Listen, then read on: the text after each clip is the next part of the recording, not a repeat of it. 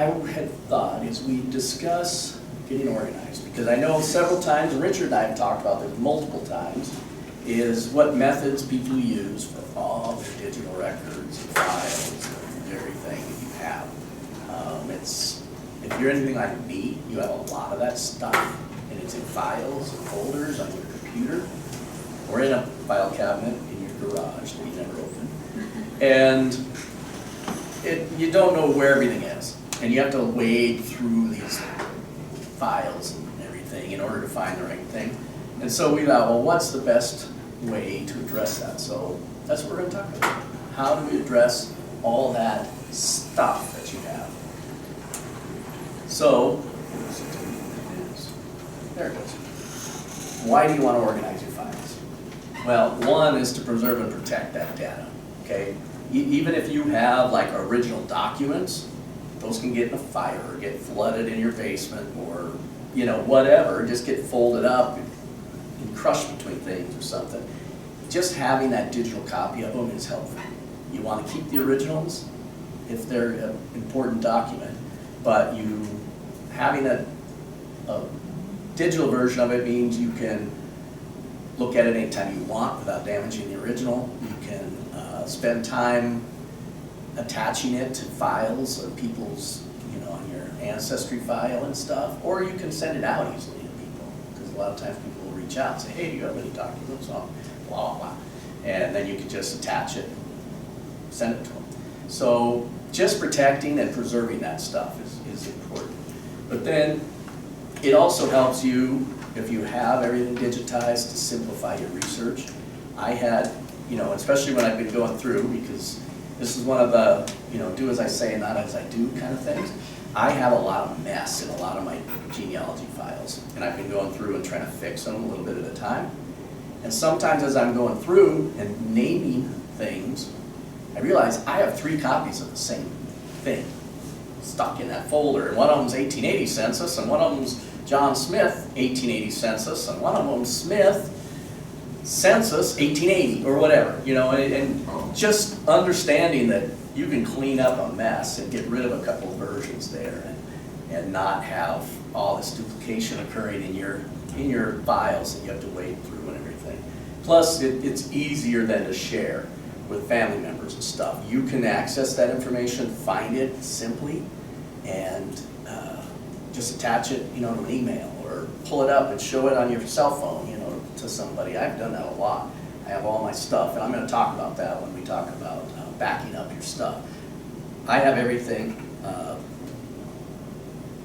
that it feeds to a cloud, and I can pull everything I ever need up on my cell phone. So, and I do it a lot.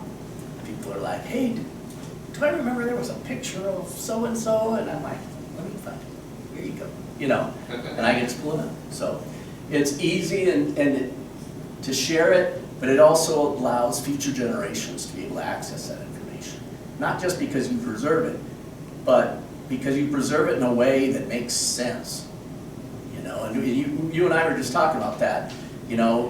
My files make sense to me, but if I change the labeling of stuff and somebody walks in and has no idea what they're looking at, it's still going to make sense to them to look at it and say, oh, okay, this is what he was doing. Someday my grandkids or somebody, we would pick this up and look in a file online and say, oh, okay, so that's who these documents reference, and this is who these documents reference. So it's kind of handing it over to the next generation in a responsible way. Of course, you eliminate paper and clutter, and that is always good. In my house, it's a good idea. Which, again, do as I say, not as I do. I have a file cabinet full of stuff I haven't looked at in decades. But yeah, you can scan things in. You can see what you have already in your files that you have also in a file folder somewhere in your house that you no longer need. Maybe you can just throw that out, get rid of it. If you're properly backing up your digital files, you don't need that stuff anymore. You get more efficient, and then to just finding what you need. If you're in there and you're saying, do I have a death certificate for this person? I don't remember if I do or not. It's easy to go into that person's file and see their name and death certificate, or whatever, however you label it. And we're going to talk about labels as well. But it's just a more comprehensive way of doing it to keep yourself on track. You can spot holes in your own research this way too. If you suddenly organize all your files and you're going through and you see in a row 1860 census, 1870 census, 1900 census, you're like, wait a minute, what happened to the 1880 census? I thought I had that. Now you remember, okay, I need to go in, find it, plug it in so that I have a complete set in this folder. Okay. So, the nice thing about having it digitally, and this is kind of repetitive, I think, but there's no boxes or space. You know, it's on your computer, it's in a cloud, it's floating in the ozone somewhere, but it's not sitting in your bedroom under the desk, you know, in a big box. And that's a good thing. It's easy to back up. We will talk about backing up, but you know, that's something you have to do with all your stuff that's on your computer. Make sure you have simple backup systems. Either a thumb drive you're copying it all to. I actually copy my stuff to a thumb drive, but I also have it on 2 separate clouds that automatically back up everything I do, so that I have it on my OneCloud through Microsoft, and then also in my Google Cloud. OneDrive, that's it, thank you. OneDrive through Microsoft and on my Google Cloud. And those are set to automatically replicate so that everything I do, it's automatically saved. Even if I shut down my computer or leave it sitting there for a few hours and there's a thunderstorm or my computer shuts down and I lose a document, it's probably already backed up in the cloud. And I can just go and pull it out, redo it, you know, just get back to work. It can't be lost or destroyed. Yes, you can have a computer meltdown. You can lose a thumb drive, but as long as you're backing those items up in multiple places, you're never going to lose your data or your documents. So what method do you use to store your thumb drives? Let me show you one of them. I have a thumb drive here I found it online. It was really cheap, like $20. I just have it attached here. And I carry it with me everywhere because sometimes I'll be doing stuff here at the library or something. And I'm like, oh, I want a copy of that, you know? And I carry it with me. This has 2 terabytes of memory on it. Is it metal? It's metal, yeah. And I would recommend metal because I had a plastic one break. Yeah. Wow. Then you lose your data. That's one way. I just carry it around with me. And if I want to back up my stuff, I just plug it into my computer. I drag the file back in there, and it tells me which files are duplicates and which file, you know, and it downloads the new files as well. So that's one way, but I'd recommend a cloud server as well, because most people have a Google account. You get a big chunk of memory on your Google account for free. Yeah. Yeah, and I actually I pay monthly for an extra on my Google account, and it's like $8, I think, or something stupid. It's really cheap to have a much larger Google Drive. And that is on the cloud, and again, if I want to, I can pull up my Google Cloud right here on my phone, open those files, basically access my laptop from my phone. I can also do that through my OneDrive, through my Microsoft account. You know, so I have 2 clouds and a thumb drive, and I sometimes think that's not enough. You know, I just want to make sure I have everything backed up. So yeah, it's easy to do, easy to back things up, and you can set your cloud drive. Google Drive is so easy. You just go into your settings and you tell it to, you know, back things up once a day or once a week. You can also set though, back it up continuously, and that's what I've done. I set it to back up continuously, and so it's reminding itself every minute or two to check and back up whatever you're working on. So you never lose anything. It's nice that way. But the main thing to remember as we're doing this is there's no right way to do it, but there are wrong ways to do it. You know, you could really mess up your ability to find things if you do it wrong. But there's no real right way to do it. Every person has to come up with what works for them as far as how you're filing things, how you're labeling your your files, folders, as well as all the files and documents and stuff that are in them. So, you have to plan your plan. Weigh what your needs are and what approach you're going to take. Are your needs to have it accessible at all times by your phone or not? You know, if you're not interested in that, then I wouldn't worry about, you know, making sure that it replicates to your phone so that you can get it. But just choose something that works for you. Choose the best solution. Think through what it is you really want to do with your files. Are you going to try to preserve them for posterity? Or is it just something that you're interested in having available just for you? You know, but if you don't see that anybody else is going to ever look at those files, then just, you know, make the system work just for your interest.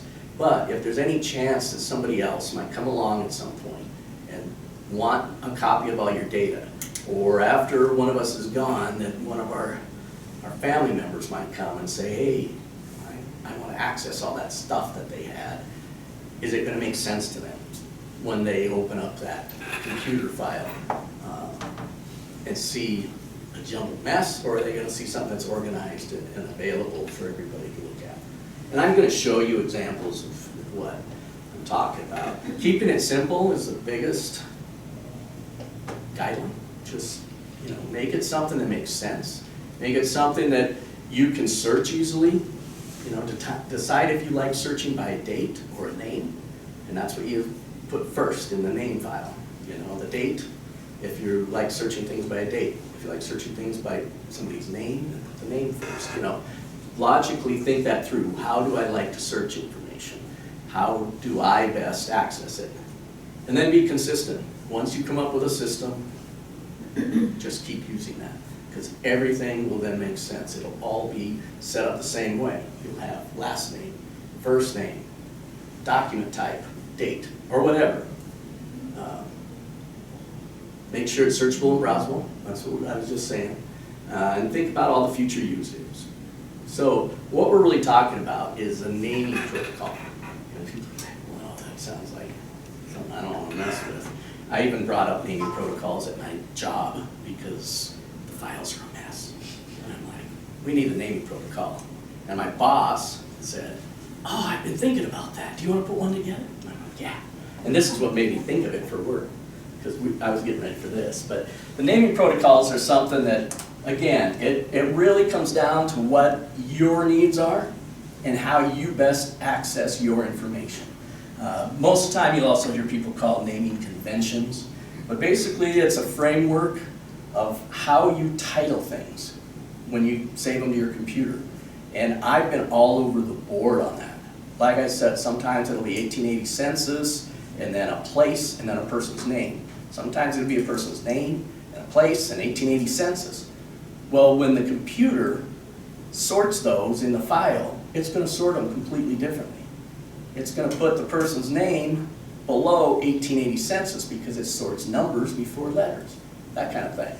So you've got to think through, what information do I want to be able to access, and what's the most logical way of making that happen. So identify the contents of a file by the name.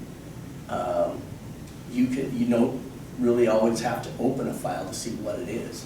Sometimes you have, you know, somebody's name and a date, and you're like, well, I don't know what that is. I'll have to open it, wait for it to open, look at it, and say, oh, that's not what I needed. Close it and go on to the next thing. Now you can look at your file, and by the name of it, you can tell what's in that file and whether that's something you want to open up and take the time to look at. On your computer, for you, the files that you have them by individual? You have them by family name? I have family name, and then within that I have individuals. Okay, but the Now, family name and then? I have a couple different methods, and that's something I'm still weighing. I have a completely separate folder for photos than I do for research and documents and stuff. I have two different folders on my desktop, and I'm right now weighing whether I want to combine the two. I have literally hundreds and hundreds, maybe even a couple thousand photos in my family photo one. And I don't want to cause confusion on my other stuff by, wading through 20 photos of somebody before I can find a document that I'm looking for. So right now I have a lot of stuff separated that way. But again, whatever works best for you. If you don't have a ton of photos and you're comfortable, just put it all in one folder by surname. If that's the best sort of thing for you. Yeah, so, and we'll kind of cover some of that. I'll show you what I have. We kind of talked about a lot of that stuff, but structure it to meet your needs. Make sure that it's fitting with what your research is about and what you're trying to accomplish. Again, if I also have a separate folder for newspapers, and I do those by date. I don't do them by name, because I have a whole folder of research I do about the town of Sturgis that I've been doing for my book that I've been talking about for a long time. But I can't quite get to the writing. I have all the research ready.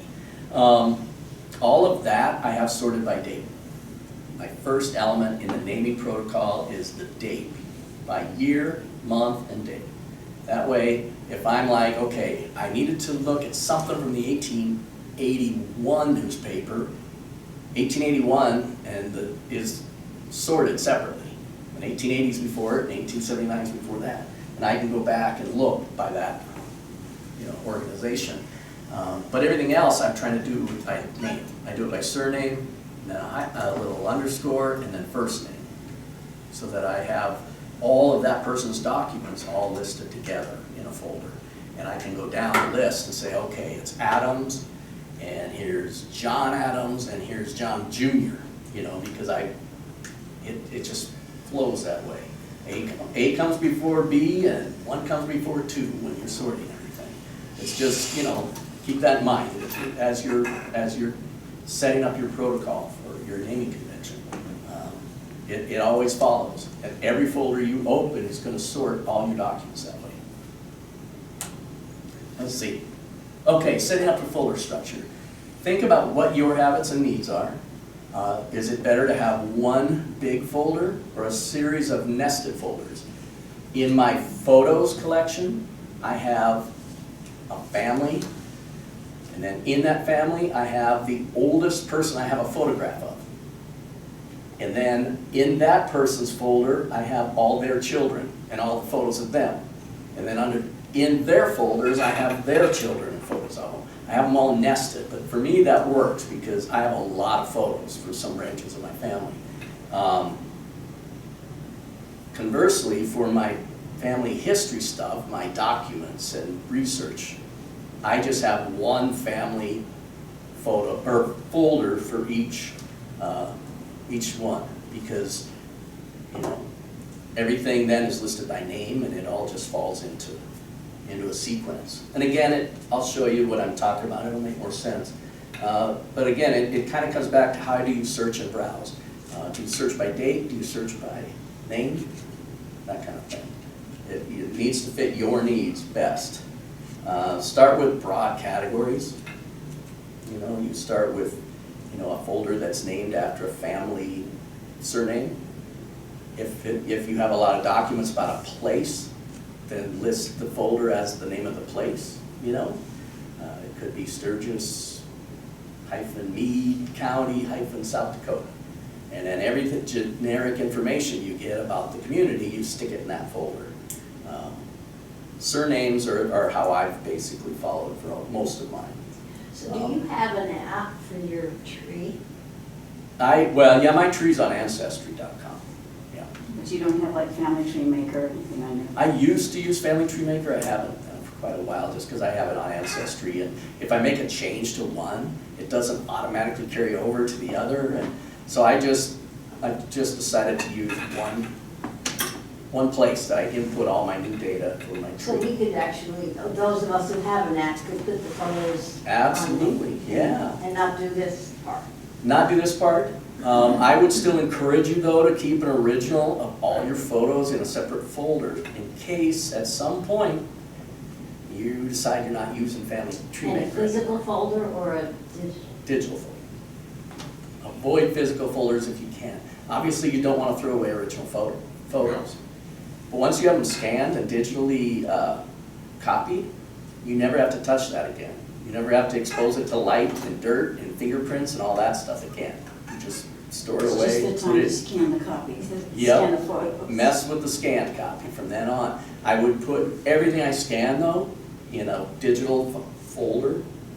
And then if you want to attach it to your family tree maker and stuff, do it. But I would have a separate copy that's separate from your Ancestry.com or Family Tree Maker or whatever it is you're using. Because again, if you quit using that, or if that company goes out of business and they get rid of all their browser history or whatever, you'll still have everything backed up. Subfolders is the next thing, and some people like to do like a big folder that's like family history or genealogy. And then inside that, they might have one for the paternal side and the maternal side, and then put family names in each of those. I don't mess with the paternal and maternal. I don't even mess with my wife's side and my side. I have everything just by a surname in a folder. That's what works for me. And then you can also do individual folders within those family surnames. Avoid special characters when possible when you're naming things. And by special characters, I mean question marks, ampersands, like and slashes. Like if you have a date that's 1741/42, and you're not sure which, don't put that there. Put a hyphen, The only things they recommend in all the documents I've read about this, they recommend you don't use any punctuation except a hyphen, and then when you do control shift and a hyphen and it does the underline at the bottom, those are the only two that it recommends you using. So I don't think you can even use question mark and. yeah, some things won't allow you to be in a naming Use a question mark. convention. So, and like I said before, A always precedes B and 1 always precedes 2. One thing I didn't mention is that 1 always precedes A. So if you have things in a folder, numbers will come first and then letters. And that's how your computer thinks. So if you have something that you don't want to lose down in the structure of your file folders, let's say you have a folder and you just call it research. And between the, let's say, Petersons and the Thompsons in your family tree, your research folder is going to end up there. And do you want to wade through all the names to get to a folder called research?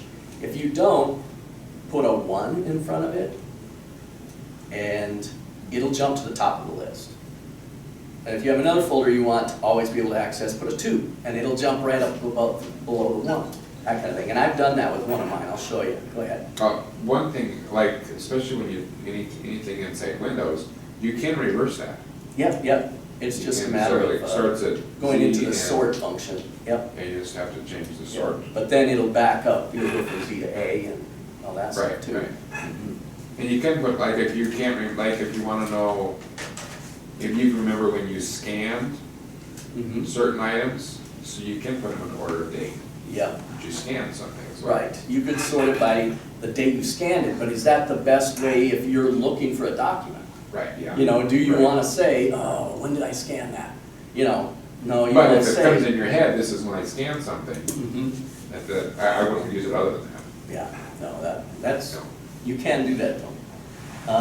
So I would apply these naming conventions to everything, your folders that you have, your files that were in those folders, your photographs, whatever. I would come up with your own naming convention and start using it. I know for my sake, I have thousands of things that I need to go back and redo. So do it as you go. You're never gonna find the time to sit down and say, okay, I'm gonna spend the next week going through everything I have and renaming it. Come up with your convention, your naming convention, and start using it. And when you save something to a folder, or go into a folder to find something, fix that folder, or fix a few documents in that folder. And then each time you go back, fix a few more, and slowly get things back to where everything's consistently named and everything's easily searchable. So most of the time, people will do things either by a surname or by a date. And those are the two here in the middle. So what they, everything I've read, and I kind of use this first one, the surname, underscore, first name, middle initial, then underscore. I do the type of the record, so it might be a US Census, underscore 1880. And then okay, this is John, or Smith, underscore John, in the US Census from 1880. Now you can also type, and I do this, rather than just saying US Census, I usually put where behind it. So it says US Census, and then it'll say South Dakota, Meade, Sturgis. So that you have a little bit more information there, and you can look at it and say, okay, they were in Meade County. That's not, I'm looking for them before they got to Meade County. I'm looking for them when they're still in Minnesota. Again, you can look at these naming conventions, and you can say, that's not what I need. I don't need to open that and dig through this census record to figure out what I'm looking for. You can look in the title and do it. This might sound kind of dumb, but why the underscore in between? Does that do something to what It just, you see? no, the computer itself doesn't affect that at all. It's just, again, if you want to eliminate Separator. using all of these things, yeah, those are separators. And they recommend, again, an underscore or a hyphen. So Are the you only can ones just you create a use. space, right? It's just creating space. It's breaking that up visually so that you're not, you're able to see a name, and then a first name, and then the title. Because if that's all one line, you're gonna lose sight of what it is you're looking at. Can't you just use a space in between? Usually they don't. They don't, just because they like having a single line of information. Computers think that way. Everything's connected. Well, and also, if you just left a Smith and a space, then it might automatically just put all the Smiths, right? Yeah, it would. And then, but if you do it so it's all like it's one continuous flowing thing, then that categorizes it, that's all they're gonna search for. Right, and it Instead of searches, Smith, John, it connects each of these things. So that line connects this last name with the first name. And when it's searching and sorting things, it's gonna sort it in that order rather than having a space there. I did put commas originally when I started doing this. I was putting a comma between the last name and the first name. And I'm like, I shouldn't have put commas. I have to go back and change that. So that's what I was just gonna ask you about Yeah. comma. again, that's in here. The things that they recommend not using. Ooh, sorry, You've breaking got your the- library. Quoted parentheses in there too, so. Yeah, and those, I just put the parentheses in there to set it off. You don't want to use parentheses. No, you don't. Well, yeah, because right below that you said don't use them. No, that's just my example of Right. this. So Okay. it's the same thing, just don't use the parentheses. Because you put a parentheses in front of something, it's going to change where it falls completely in that structure of your folders. And then you can't find it. It'll probably bump it clear to the No, end it'll probably or put it to the put it end. right to the front, you don't know. And now, this document for John Smith is no longer listed with all the other John Smith documents because there's a quotation mark in front of it. That goes usually too for your Ancestry.com and stuff when you're listing names. People like to put a name and then parentheses with a nickname or, something like that. It's going to affect when you search for that person. So I've started taking out all the parentheses, hyphens, all that stuff out of my Ancestry.com too when I do stuff. Some people like putting little, like if they're from Ireland, they put a little shamrock next to their name or whatever, and that will mess up your ability to search and find that person. So if you're going to do that, put it in the little end thing. You know how they have their first name and the last name, and then there's usually another box where you can put, their title or their occupation or something. If you want to put something cutesy in there, like a little American flag or something, stick it in that box. And it's not going to mess up your search abilities. So use your dates when you're doing dates from the biggest to the smallest unit. Use your addresses, like in a census, from the biggest to the smallest unit. So when you're doing a date, 4-digit year, 2-digit month, 2-digit day. And you wanna do 2 digits, so if it's February, it's 02, not 2. Because if it's all run together, it might look like 2 and 1 and 5, and you might say, wait a minute, is that the 21st of May, or is that the 15th of February? You know, you can mess up. So do 2 digits for each one. When I see you use That pipe, year, month, and then day. Yeah. Because then you're sorting by year. When that ends up being in a list of documents, it goes by year. Otherwise, if you do it by month and day and year, now all your things are gonna be, okay, I need to look through all the May things to find something for a certain year. A certain My year. dates are all, day, then month. No. Right. It's usually, Yeah, day, then month, then year. mhm. So if you had a whole bunch of things that were the day, the month, the year, they're gonna sort it all by the day. So now you're gonna see everything that happened on the 2nd of the month, but you won't know what year. You know, you might have things that were or let's say the 5th of January, 1901, and the next line might be the 5th of August, 1804, you know, because it's sorting by that first digits that you put in there. So if you want to sort them properly, you want to sort them by year first, because then it'll be 1880, 1881, 1882, and not May or something. And mother put hers down, and she was going to Genealogical Society. Mhm. They told her to put, That's when everything was handwritten. yes. The computer wasn't sorting it for you. Now the Oh, computer sorts I it for see you. that, yeah, I see Mhm. the difference, yeah. Now a computer sorts it for you. It's gonna sort it by those first couple of digits. So if I have this date, 02/01, 1901, it's gonna list everything that happened on the 2nd of the month. And all the documents that I have dates for, it's gonna have the 2nd of the month, and then it'll have the month, and then way down the line, it'll have the year. And you know, I don't care what happened on the 2nd of every month for all my ancestors. You know, I care what happened in 1901. Mess. So you want to put that first, because your computer doesn't think like, you know, we do when we're writing stuff on a piece of paper. And I knew it wasn't, because usually it's a month, day, and year when you write out a month. Yes, I mean, when for you're- Americans. Every other country in the world writes day, month, year. Yeah, and hers was day, month, year. So if you are talking to somebody that is in England, and they say, they're not gonna say March 1st, they're gonna say the 1st of March. Right. And they will write it that way. You know, we write, you know, like today would be 11/2/2024. They write 2/11/2024.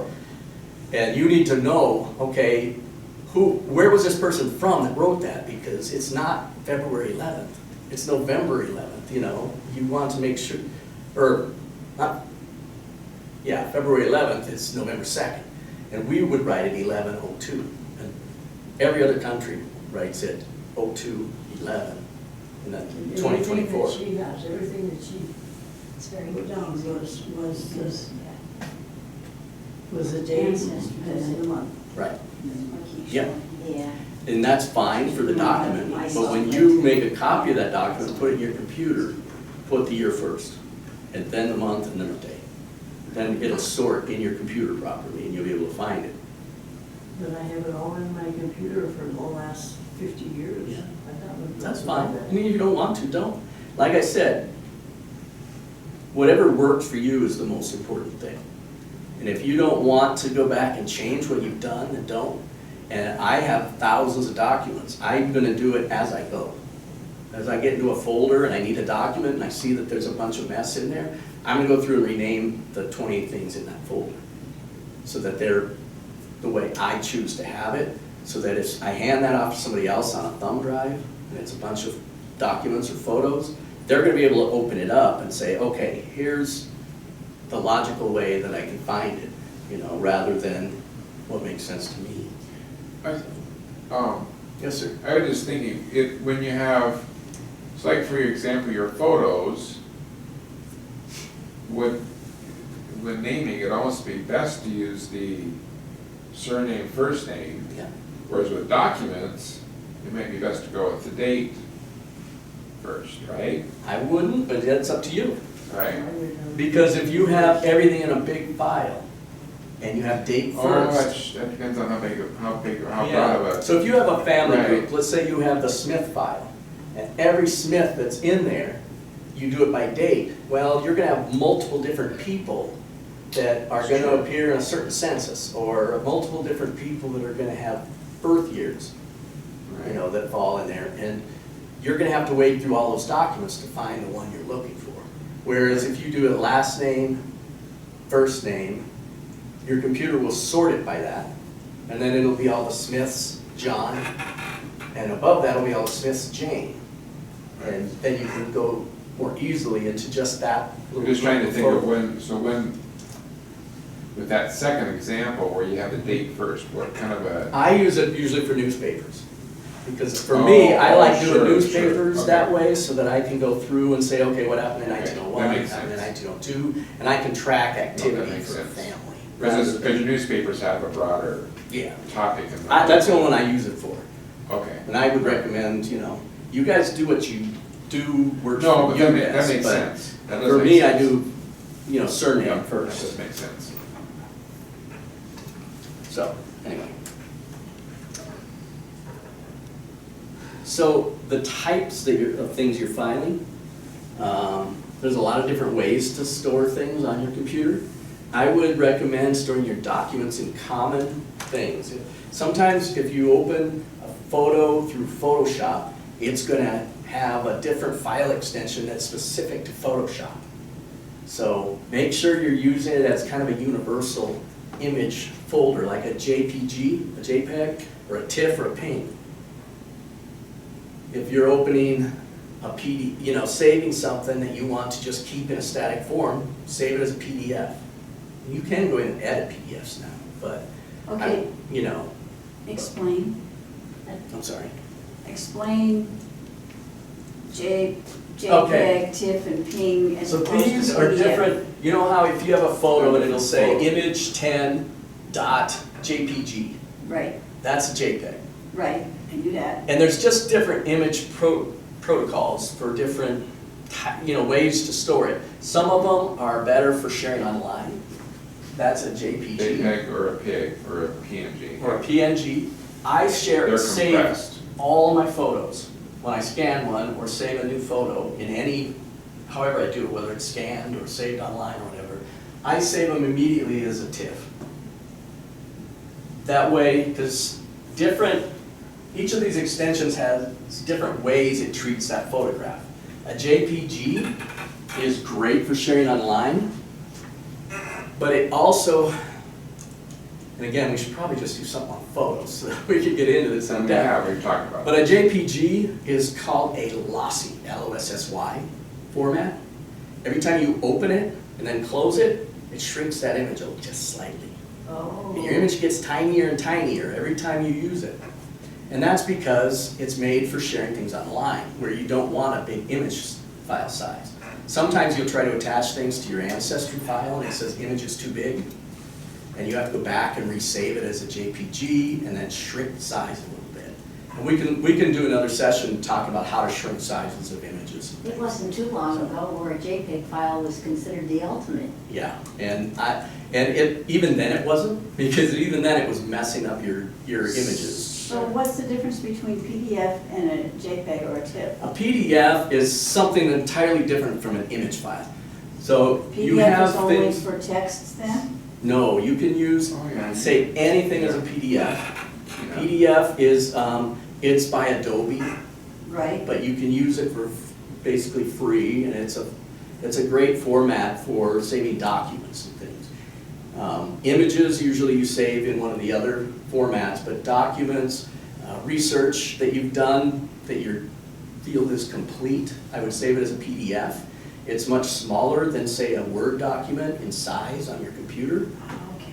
So it's easier to attach to things, and it's easier to send to people. But it's also locked. When you save something as a PDF, unless you go in and physically choose to edit that, it's not gonna change. You know, you wanna send somebody something and don't really want them messing it up, or, you know, that kind of thing, send it as a PDF, save it as a PDF file. And you can edit it, but you have to buy the actual Adobe software. Right, and I have that, so I can go in and edit PDFs, but Right. you have to have the paid Adobe software in order to edit a PDF. And you have to watch DocX, because not everybody can open up a DocX. Right, and that's Word. Yeah. Okay. Although DocX you is can open DocX. Microsoft and then- Word, and some people use Google Docs. I don't use Google Docs, I use all Okay, so Microsoft. now then going back to the JPEG and the TIFF. Mm-hmm. So JPEG, they shrink each time you open it. Does the TIFF do No. the same? No. They're TIFF locked. is- TIFF is a And raw file, PNG it's doesn't uncompressed. PNG doesn't shrink them, GIF or GIF, depending on how you want to pronounce it, GIF, that doesn't shrink them. JPEG's the main one that does. The others are non-lossy formats, and JPEG is a lossy format. Your PNGs are still a compressed file though. Yeah, but when you open them, you're not gonna lose any compression, you know. Right. JPG compresses your files, and then it keeps them compressed when you open it again. You lose some of your definition. So, like I said, I always save all my files as a TIF for me, but you can use one of the other formats. And then when I go to share it on Facebook or Ancestry or wherever, I resave it as a JPEG separately. So I might have two files with the same image, and one's a TIFF and one's a JPEG.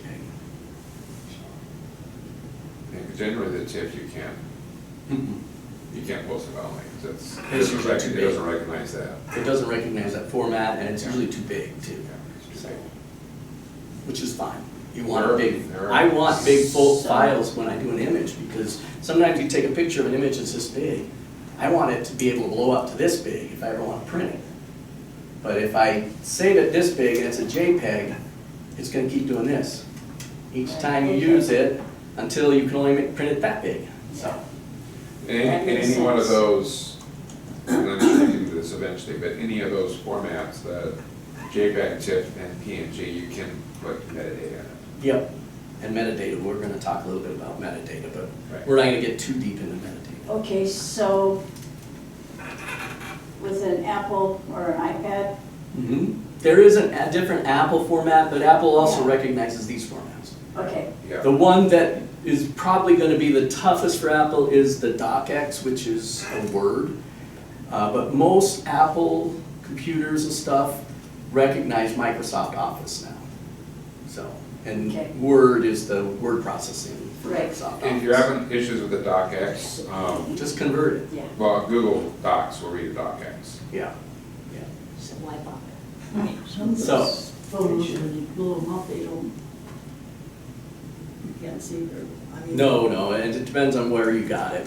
If you scan it yourself, it's nice because you can, you know, bump up the definition. I usually try to scan things at like 1200 pixels or higher, which is really 6-inch big. file, yeah. And then I save it as a TIFF, and it's always gonna be that big, you know. But I like having big images, because I wanna zoom in on them. I've had some images where there's a license plate in the background, or a calendar hanging on the wall, or something, and I wanna be able to zoom in and see what year it was, Yeah. or where the license plate is from, you know. So I save my images when I scan them really big, so I can zoom in and mess with them. I also like to be able to zoom in and crop out faces and stuff.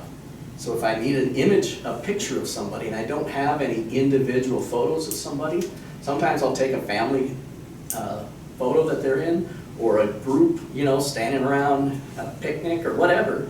And if I have it big enough, I can enlarge it and go zoom in and crop out that person's face, and then save them as, you know, a profile image for them.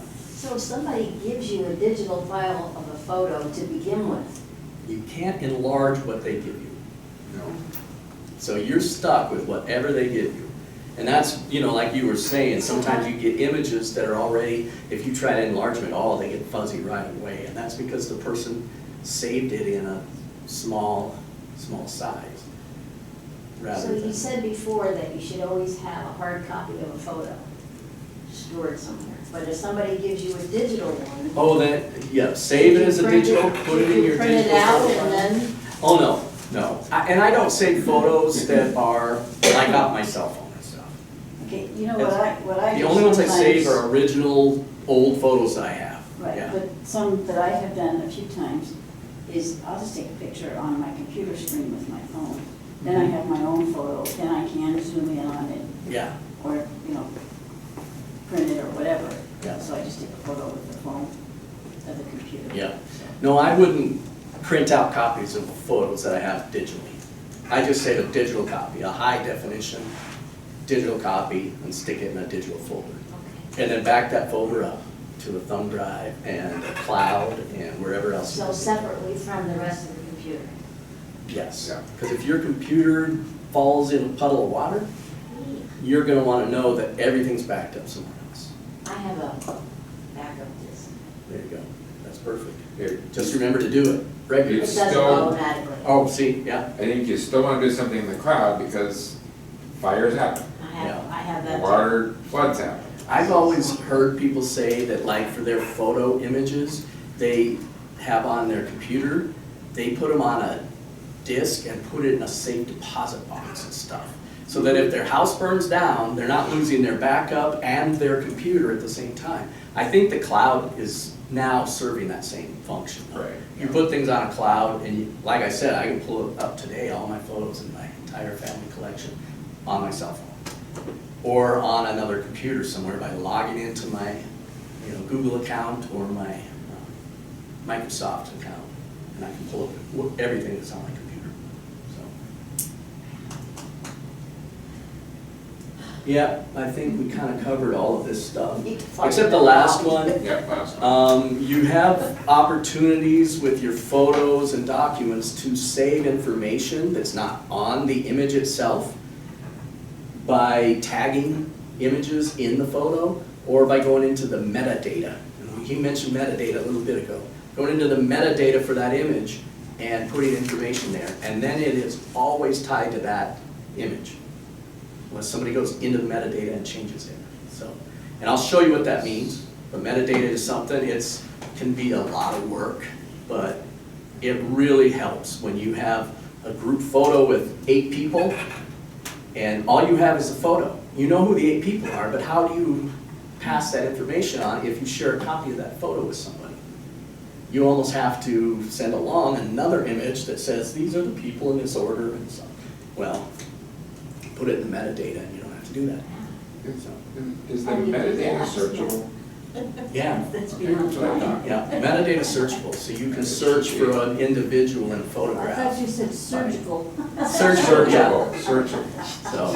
Searchable. Why not? No, This is the other thing we were just talking about, make sure you're backing things up, and I thought it was ironic that I used a floppy Oh, yeah, disk, yeah. because, that was cutting Some of those edge. when I moved. I have a box full of them, and I don't even have something to open them with. if you ever I need have it, an got old one. computer stored away that I have to pull out if I want to go through all those. And you can buy a USB one on Yeah, Amazon. and then I can just plug them in and pull everything out of them. But, at some point, that little thumb drive I have isn't gonna be worth a darn anymore. Cloud is your best option, I would say, at this point.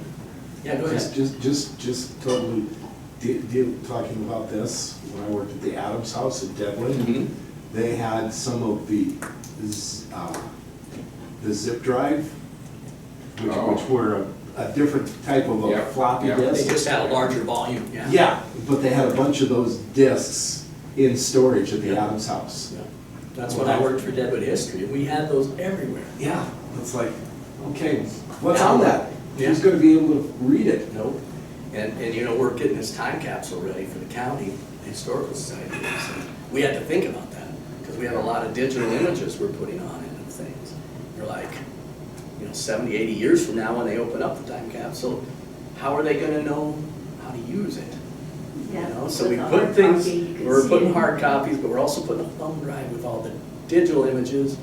But even if there isn't a USB port somewhere, we bought a digital photo frame that has a USB port on it that you can just plug in the digital photo frame and then use the USB report to. We might not even have electricity by then, so. Who knows, yeah. But I think back, you know, my old Victrola at home, that's 115 years old, that sits on my counter, you know, I still have that. And if I find an old record, I can still, you know, the technology still exists, it's just you have to go looking for it, you know, to use it. But there are lots of reproductions being made too, Yeah. so Yeah. I got rid of my phonograph and I bought online Mhm. one that plays CDs and tapes. Yep, and And it'll use 33 Bluetooth. and a even. third. Yep, and it'll It use doesn't play Bluetooth. tracks. And I have this Yeah, many. it won't play any 33 and a tracks. third. Again, that's kind of like floppy disks, 8 tracks, yeah, you're not gonna. Find anything. Yeah, go ahead. House where there was a bunch of 8 tracks in there. I was listening to a pod on organizing digitally this week, and anyway, she was saying that for those of us that have done it other ways, instead of considering it overwhelming, do from here forward, and then if you want to go back and do 5 minutes or 10 minutes Yeah, of correcting something else, and that way you can reward yourself and feel like you've had some success rather than, oh man, that's a lot of work. Yeah. When you finally find that document you've been wading through everything looking for, Yeah. rename it to the way that Right. you'll be able to find it again next time, you know. And maybe the document's on either side, you know, so that way you have at least some progress, yeah. I would like to mention when it comes to your cloud options, I've done a little bit of research on this, because Mark and you and I texted one day about this.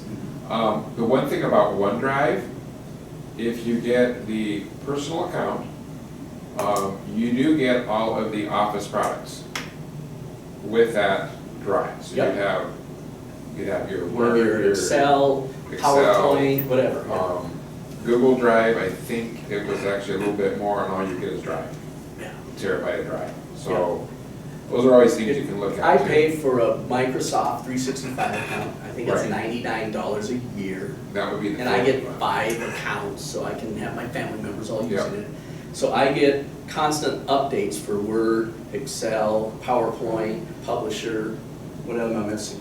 OneNote, Yeah, there's there's a actually bunch of them. accesses in there. actually. Yeah, access. Some of these accesses. But I also get my OneDrive cloud that I can just plug, and it's basically unlimited, you can put as much of there as you want. The other thing I was gonna mention is Amazon Prime. I don't know if we have a lot of people that order from Amazon a lot here and have a Prime account. You get free memory on your Amazon Prime account, you can save things over there. You know how much that is, I'll have to look into that, because I do have that. Yeah, I think if you have a Prime account, you get a certain amount for free. But I don't know what it is, I haven't done it yet, but I remember seeing that somewhere. So if you have Amazon Prime. I paid check it. $1 for Apple Cloud Yeah, a month. Just I mean, stick it in there. That's not gonna break me. and you can pull that up on your phone. And You know, pension and have doesn't access give to you very everything much, you so. own. Yes, well, I went over and I was able to, that's why I pay $1, because the first batch is free. Yeah, Oh, okay. but you want a little bit bigger. So now I'm bigger and I pay $1.03 a month. Yeah, that's how, like I do with my Google Drive. I pay $8 or something a month and I get a really big, you know, amount of memory. Yeah, but that's you. Yeah.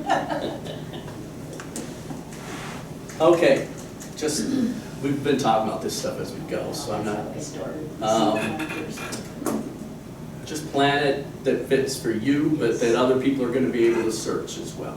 And are gonna be able to, you know, inherit your collection and say, oh, well, this makes perfect sense. There's so-and-so, and there's his birth certificate, and there's his marriage certificate, and there's his death certificate. Perfect, you know, that kind of thing. You wanna be able to, somebody just to be able to walk through those files and know exactly what they're looking at. So do it as you go. Don't feel like you need to set aside a month of your life to go back and rebuild everything. I have gone back, since I've been planning this presentation, gone back and redone a few files for mine. And it takes a little bit of time, it does. But if I do it one folder at a time, you know, when I'm sitting after dinner before my show starts, or, you know, Monday Night Football starts, or whatever, I just go in and do one folder and rename the things and then close it up for the night, you know. And back up in multiple ways. Those are constant didn't- things. Oh, I did have an animation, look at that. Yes. In that previous one though, you had something about OCR.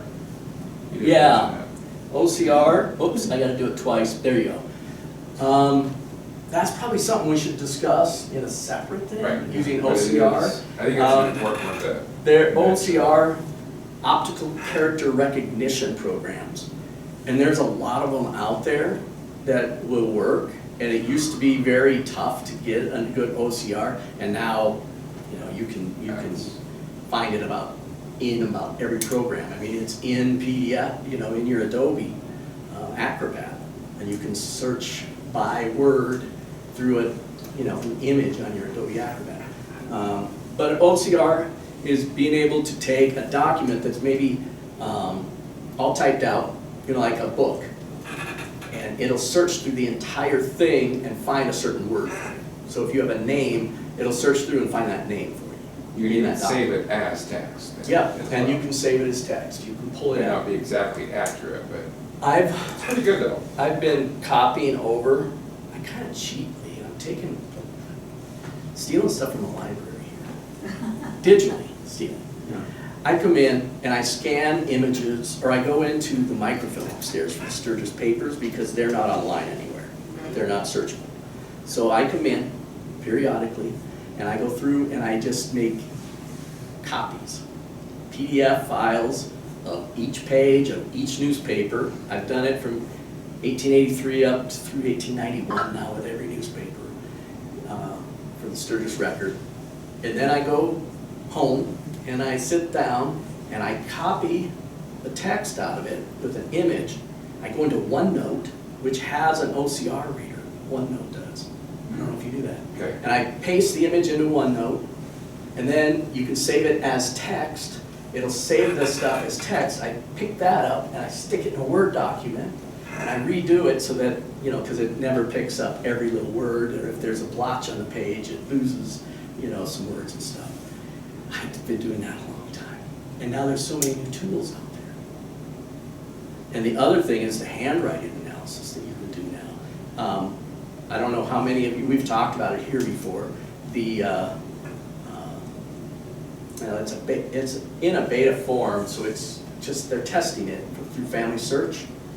And they now have handwriting analysis on some of their documents. So you have old time script from colonial times or something on a land warrant, and it'll read that script and tell you what it says. And it'll search that script for a name. And I've found dozens of property documents for my ancestors from the 1600s, 1700s and stuff that way. So, yeah, there's some really Of course, awesome that's the tools. ultimate OCR there. Mm-hmm. That That's handwriting recognition is amazing. Yeah, it wouldn't hurt me when you do scan and do a thing of OCR too. Mhm. Yeah. So,